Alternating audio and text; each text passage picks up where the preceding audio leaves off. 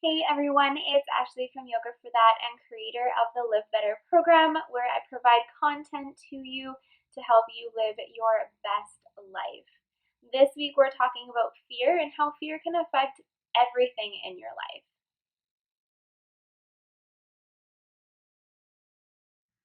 Every day we make decisions based on fear. What's happened in the past, what could possibly go wrong.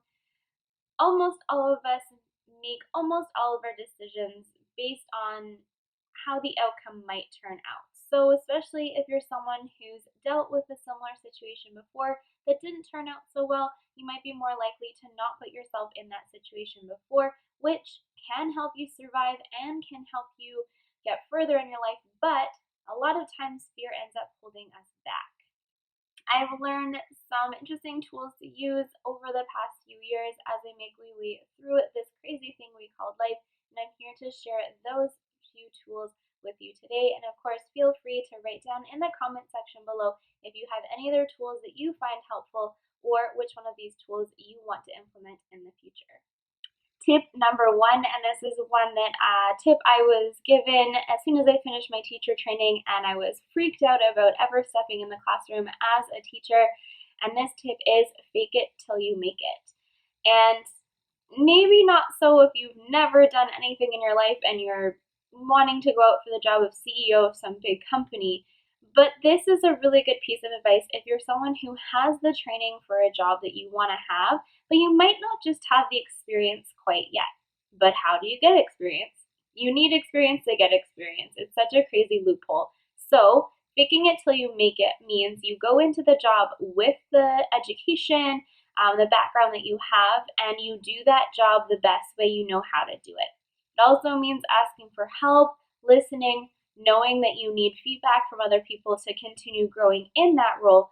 But sometimes you just have to take a chance on yourself and, just like an actor, go into that job like you know what you're doing.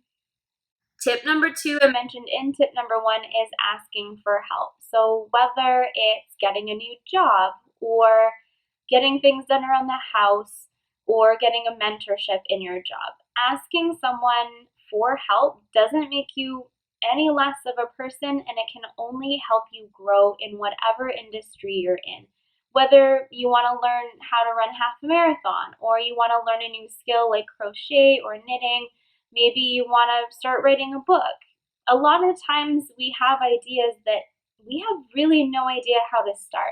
So the best way is to ask people around you who have experience in that area, and they might not be the pro in that area, but they can help you get started and maybe send you to someone else who has more experience and who can help you even further along in that journey. Tip number three, imagine the best possible outcome. It's so easy to think of how things are going to go wrong. Whether it's applying for that new job and they're going to laugh at you, or applying for the new job and maybe they realize you don't even have experience for the job you're already in. Whatever you think that outcome is going to be, turn it around. So take whatever outcome you think it's going to be and put a positive spin on it. Maybe they think you're so great at your job that you already have, they immediately give you that promotion, or they give you more money than you asked for.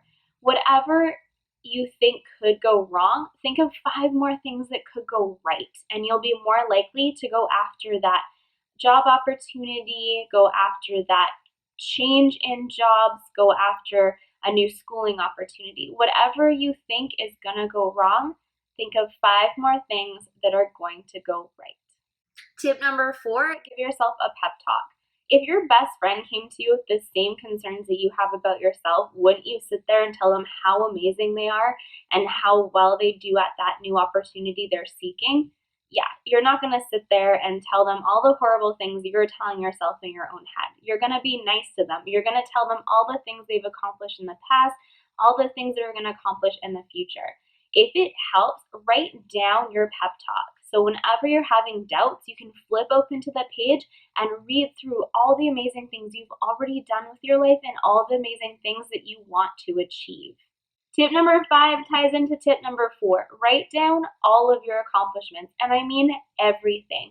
From getting out of bed this morning, to putting the dishes on, to finishing training you did last week. Whatever it is, whatever you've accomplished, write it down, and you'll see so many things that you've done, from big to small things that you've accomplished in your life, and that will give you even more gumption and more energy to go after these new opportunities. Those are my 5 tips for getting over fear. Make sure you comment below of what your favorite tip was, or maybe share your favorite tip that you have for yourself. My favorite tip out of all of these is imagining the best possible outcome. This just creates a way more positivity in my life, and leaves me from feeling super stressed out or anxious about future opportunities. If you like this video, hit like, share with a friend who might like it, and make sure to check out some information below on my Live Better program. You can join today for $10 off using code SAVE10. Coupon code is good until July 31st of 2019. Have a great one. Until next time, namaste.